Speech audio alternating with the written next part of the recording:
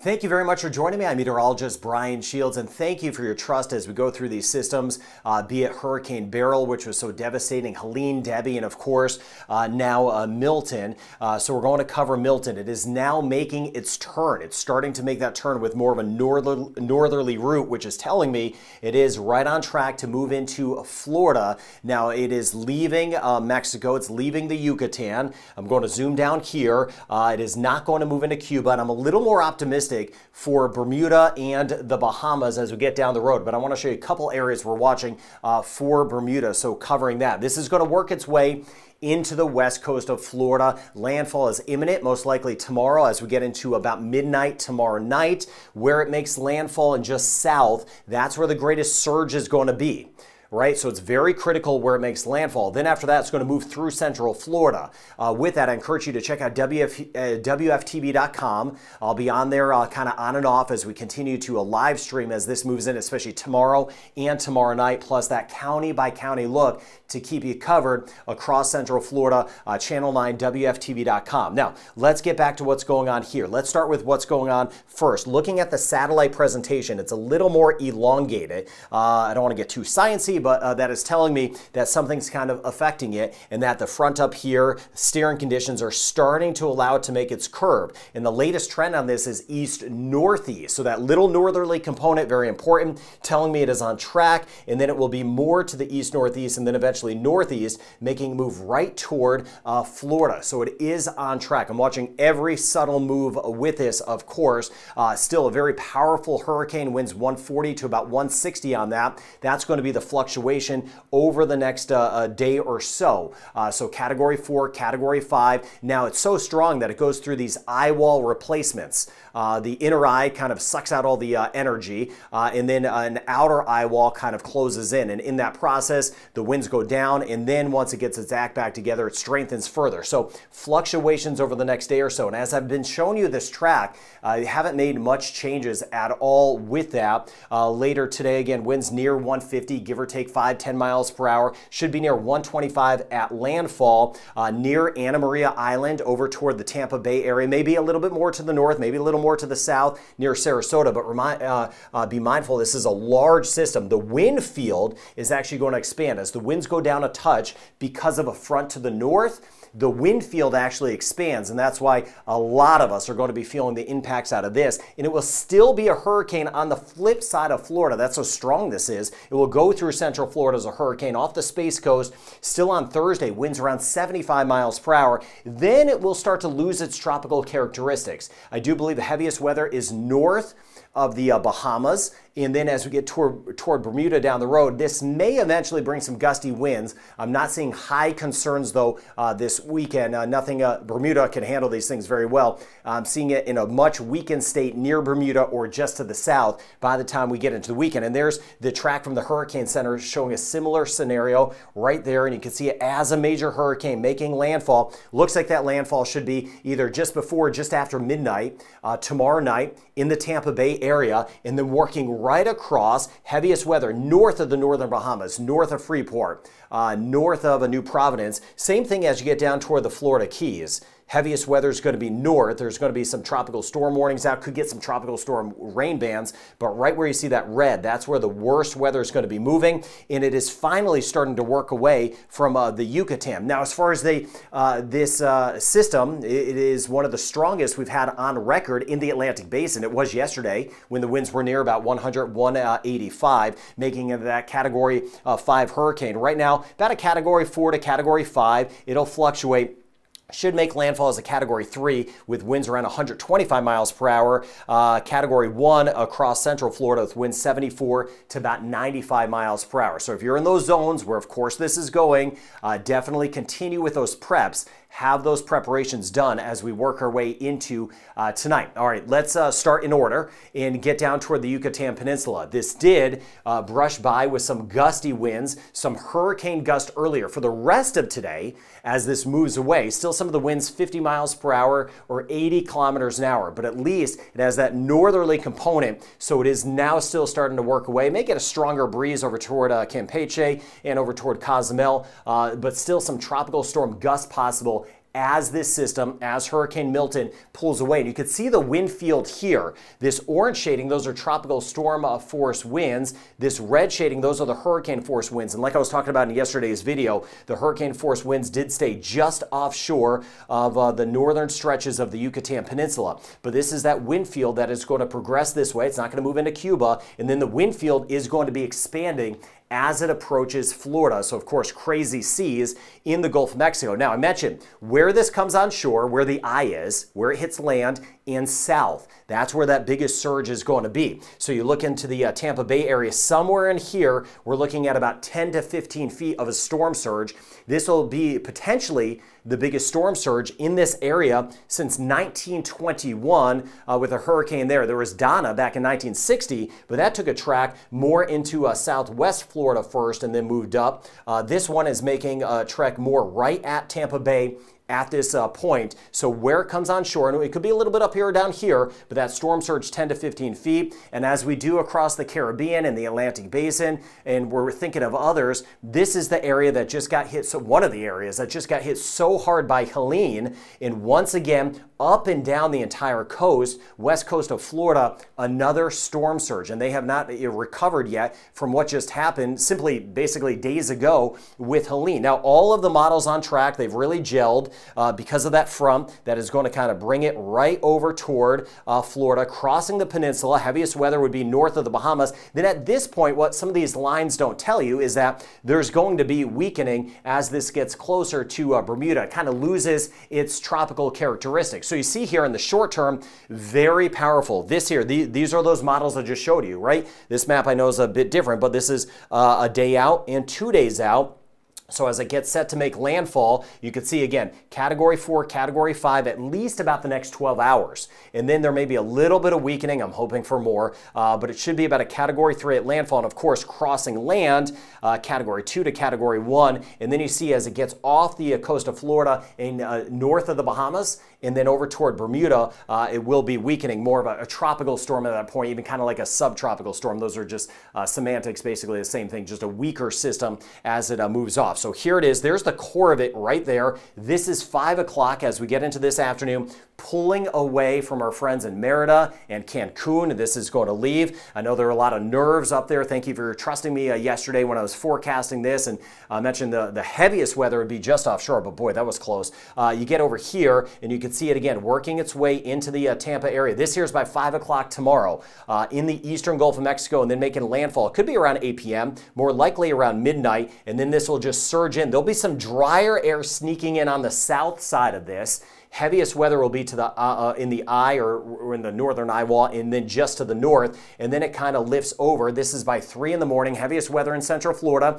WFTV.com will be your resource, city by city, county by county for that, very specifically, and then offshore on Thursday. But a big broad wind maker at this point. Now, my friends in North Carolina and say parts of Georgia and the Carolinas, of course, watching this carefully. Heaviest weather is going to be offshore. It's not going to shoot up to the north. It is going to shoot across the peninsula and then out. Yes, there will be some strong winds along the coast, but up here it's not going to really impact the same areas that Helene did. So it's important to tell you where a storm's going, but also where it's not going to help lower anxiety. These are such high anxiety times, and I don't like it. To me, it's the worst time of the year, but I try to be a positive person. I do not like storms whatsoever. So again, I like to let you know where it's also not going. Here's that wind field really expanding. Just where these brighter colors are, those are the core of hurricane winds. We're looking at some of that green in there, so winds of 125 miles per hour. We've got kilometers an hour and miles per hour on this map to keep everyone covered. I do this channel for safety. So you see here, those winds could be right around anywhere from 90 to 125. This is tomorrow by 8 o'clock, and then pushing on shore. And where it pushes on shore, that's where the highest storm surge will be. So if you're asked to leave, no doubt leave.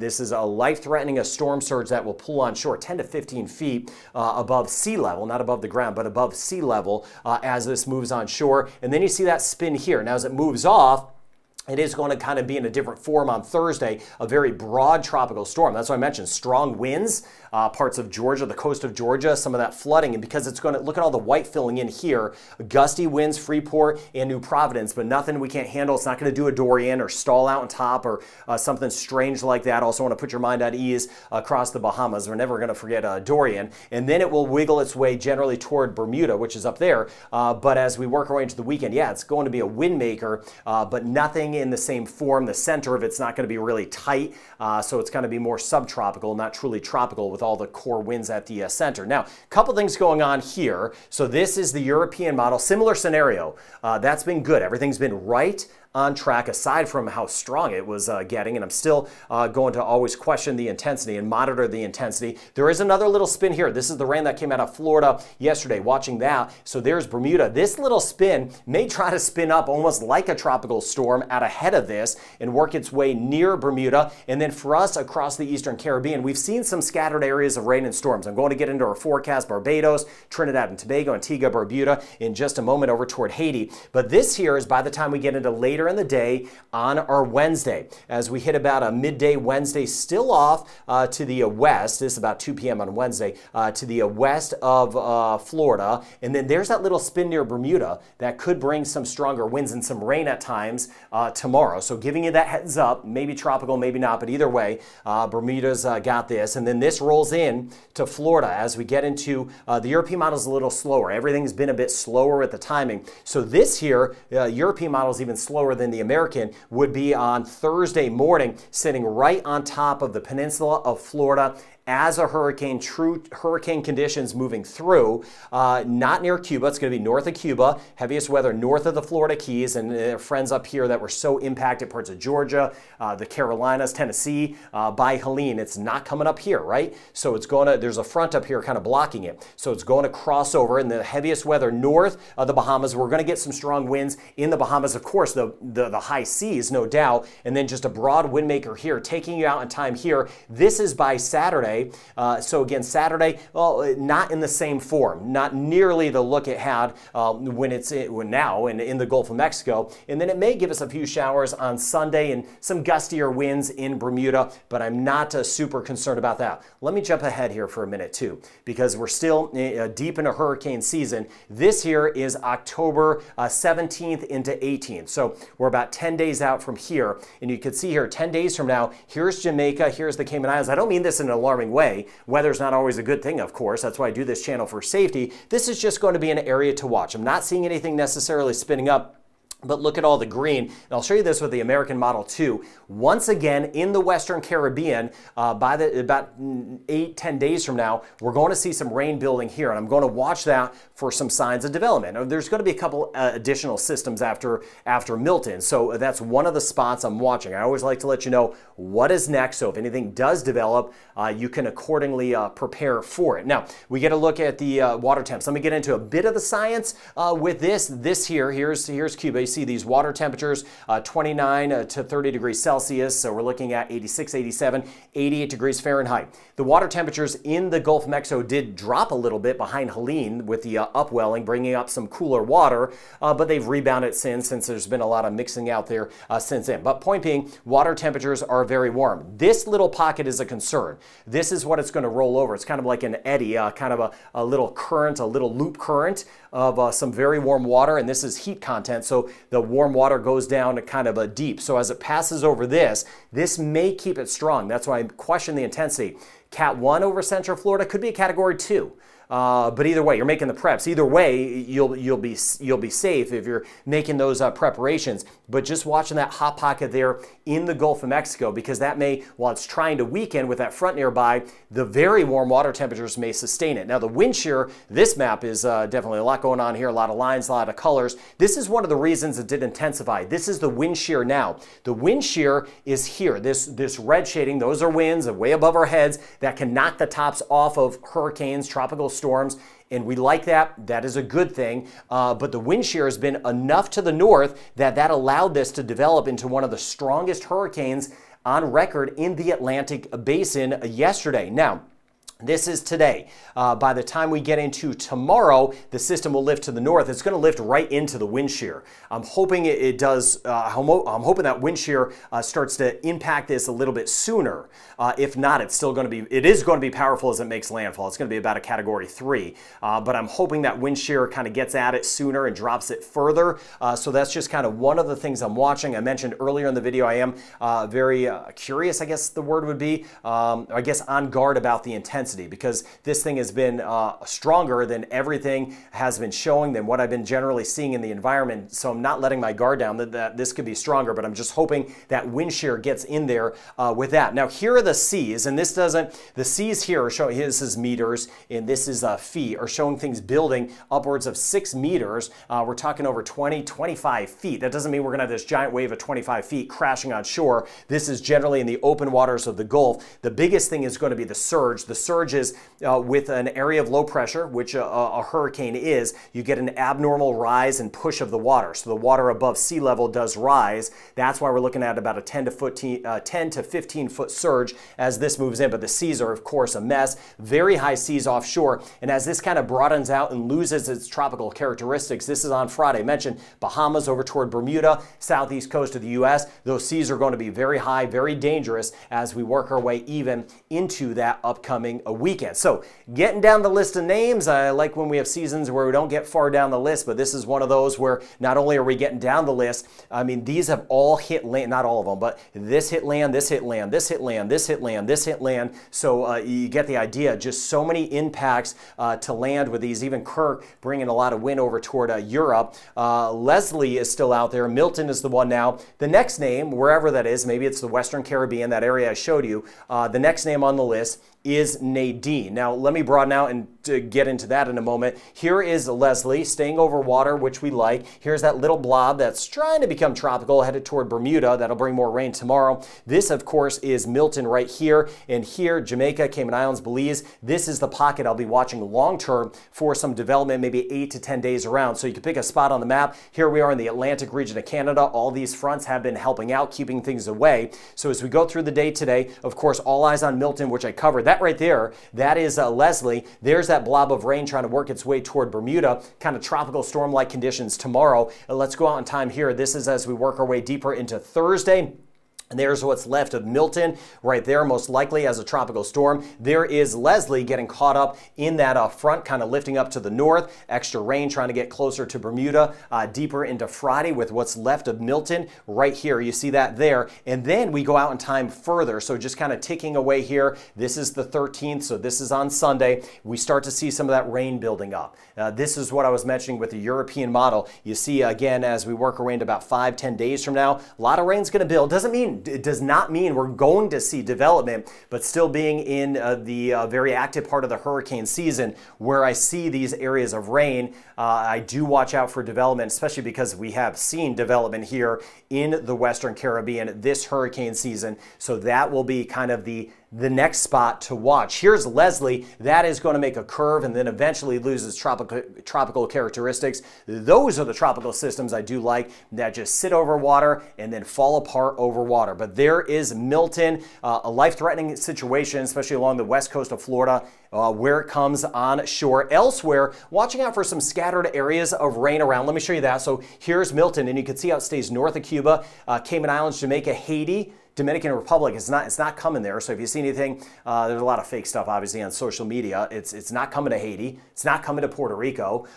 Milton is staying away and watching out for some areas of rainstorms. Trinidad and Tobago, we could get some scattered showers and storms. We've had some in Antigua and Barbuda over the last few days. No big areas of rain yet. There's Leslie on the corner of your screen. This here is on Thursday, and you see as we get into Thursday, scattered areas of rain picking up a little bit. Nicaragua, Costa Rica, Panama, hit or miss Puerto Rico, U.S. British Virgin Islands, St. Kitts and Nevis, down towards St. Vincent, the Grenadines, and Grenada. Now here's the rain, 5 to 10 inches of rain, of course, where this comes on shore. This is off my chart. So this in here, the reds, the yellows, even some of the greens, that's about 5 to 10 inches of rain. My chart here, those black shadings there, that would be about 6 inches of rain. Elsewhere south, we're looking at hit or miss stuff for us in Cuba, Jamaica, Cayman Islands. If we get a passing shower storm, 50 millimeters of rain to 2 inches of rain possibility possibility. Swing it around the Horn, Anguilla, St. Martin over toward Montserrat. Passing shower. I'll get into the forecast in just a moment. This is where you can see a little bit more. Again, I've been mentioning how active we've been, or at least more active. Trinidad and Tobago for us. Keep me posted if you do get a storm or not. Let me know your location. Could see a couple of showers and storms. Port of Spain could see a few, and then Grenada, a couple showers and storms will be possible as we swing over the next few days.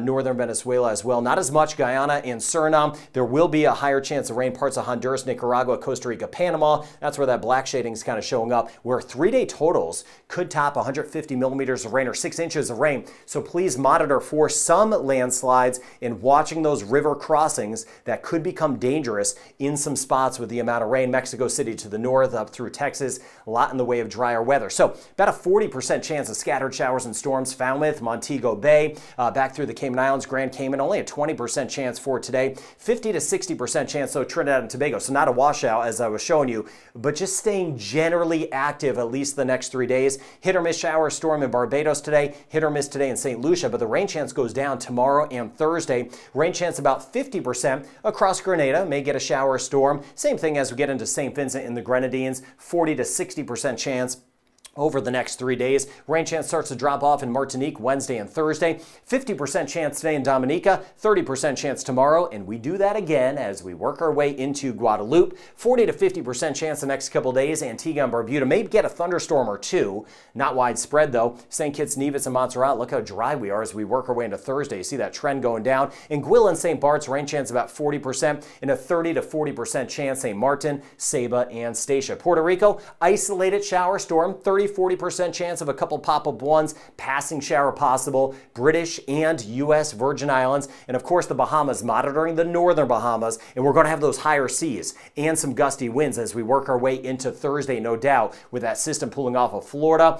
Turks and Caicos, rain chance stays minimal and not as much isolated as we get into the Dominican Republic. Mainly dry in Haiti, may get a pop-up shower storm over the next 3 days. 20% chance in Belize and about a 20% chance the next couple days. Aruba, Curacao, 20 to 30% chance over toward Bonaire, so nothing too high. And the rain chance has gone down some in Guyana, and you see that rain chance the next couple days in Suriname, just 20%. 40 to 50% chance in Cuba. Hurricane Milton stays to the north of Cuba. There'll be elevated seas around the west end. Costa Rica and Panama, though, watching out for some areas of flooding. Rain chance about 60%. And you see in Nicaragua how it's going to be picking up. Same thing in Honduras by the end of the week. And that's why I mentioned some of the flooding that will be a potential in parts of Central America. Guatemala and El Salvador, scattered to widespread rain and storms. And we've been a bit drier across Mexico City. Rain chance Yucatan, watching this system Milton leaving and starting to move away throughout the day. So some much better news there. Northern Colombia, 50% chance and about a 40% chance as we work our way into northern Venezuela. Back to Bermuda, watching that one spin nearby on Wednesday. And then we could see another one nearby, what's left over of Milton, by the time we get into the upcoming weekend. So way too busy even for this time of year, even though we're still kind of in the heart of hurricane season. It is so busy. So I want you to know, if you are dealing with Milton, I am thinking about you nonstop. I'm watching everything behind the scenes. I mentioned some of the resources earlier. Those major hurricane impacts coming, that massive storm surge where it does come on shore 10 to 15 feet above sea level. A new spin up, that little one near Bermuda. That could give us the extra rain, will give us the extra rain tomorrow, and monitoring the Caribbean, especially the Western Caribbean, about 5 to 10 days from now, where we're going to see a buildup of moisture, and I'll be talking more about that. The next name on the list is Nadine. I'll be covering that, but again, first thing is first, and that is what is going on with Milton. Please be safe. I know you are, and you're watching this channel, and thank you for your kind comments, and there's been a lot of well wishes for the folks in Florida that are going to be dealing with this. On the flip side, there were a lot for our friends in St. Vincent the Grenadines when we had Beryl and up toward Texas, and we saw that with Helene. You all are way too kind. I really think this is the kindest community on the internet. So thank you for being part of this channel. Have a good rest of your day.